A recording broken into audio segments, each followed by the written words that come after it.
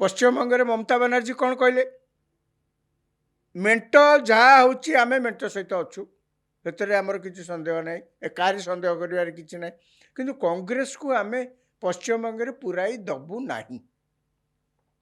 कांग्रेस सहित किसी सीट भाग बंटरा हो पार ना आम एठी सर्वे सर्वा आम एठी एकाठी लड़ू 2024 निर्वाचन पूर्व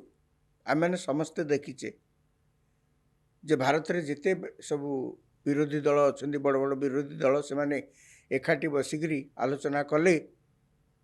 जे आम यदि एकाठी न लड़वा ताले बीजेपी के हरवा कष्ट हो पड़ो बीजेपी जातीय दल एवं भारतर सबू राज्य रे एपरिक जोठी जोठी यांकर पतियारा कम भी अच्छी से सब राज्य रे मध्य कोण अनुकोण रे बीजेपी कर्मकर्ता आजिका दिन में अच्छा तेणु आम बीजेपी की टी हरवा कष्ट हम जदि आम एकाठी न लड़वा यही आलोचन जन्म निए इंडी मेंट अर्थात विरोधी दलंकर मेंट जहाँ इंडिया बोली कहते INDIA इंडिया बोलिकी ता ना रखिकी अर्थात विरोधी दलंकर यही मेंट से निर्वाचन लड़िले निर्वाचन को जीवा पूर्व 2024 निर्वाचन को जीवा पूर्व माने मीडिया रे सिना कहीदेले आम एकाठी लड़बू मेंट हैला एवं मेंट बसिकी माने आलोचना भितर है जे किए कौटी लड़ब केमती कौन लड़ब से बेसी किसी क्लारिटी रही किंतु अंततः मीडिया आगे कहवाई एसबू है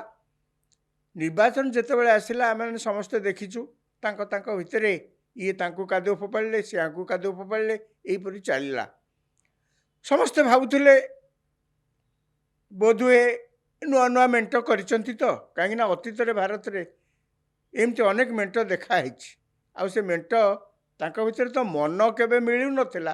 तेणु ऊपर ठाउरिया भाव में मेंट कले से तो मेंट रही ना जोठी आपणकर नीति आदर्श अन्य कौन दल सहित यथेष्ट मात्रा खाप खाऊ नठी आपड़ जिते मेंट कले रही ये गोटे साधारण कथा जहाँ 2024 निर्वाचन में देखागला से तो अल्प किसी सीना लाभवान हेले किंतु बीजेपी को क्षमतार हटई पारे ना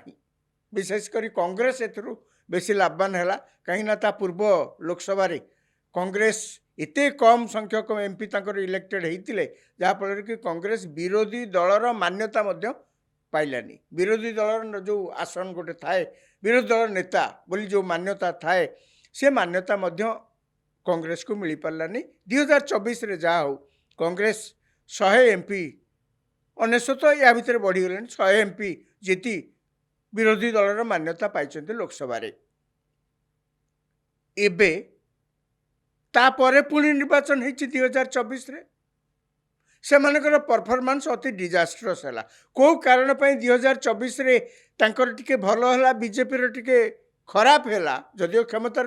से हटई पारे नहीं बीजेपी को मु से दिग को जाऊनी मु केवल कहवाक चाहे 2024 पर ठारू आउ जोटी जोटी विधानसभा निर्वाचन होती सेठी आमे देखुचे हरियाणा कहतु महाराष्ट्र बड़ निर्वाचन कहतु ये सब बीजेपी जीति झारखंड रे बीजेपी हारी तेणु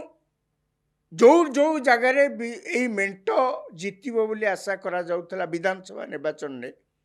सेठी मेंट परास्त होइछि खाली सेतिक नुहे या भितरे हाँ या भितर किसी उपनिर्वाचन होता लोकसभा महाराष्ट्र रे उदाहरण स्वरूप जितेबाला विधानसभा निर्वाचन है से समय महाराष्ट्र में लोकसभा गोटे दुटा आसन में उपनिर्वाचन होता सेठी कांग्रेस जीति अन्य जीति कांग्रेस जीति तेणु कांग्रेस जो मूलपोच से कथा किए कहना या भितर सबुठ बड़ समस्त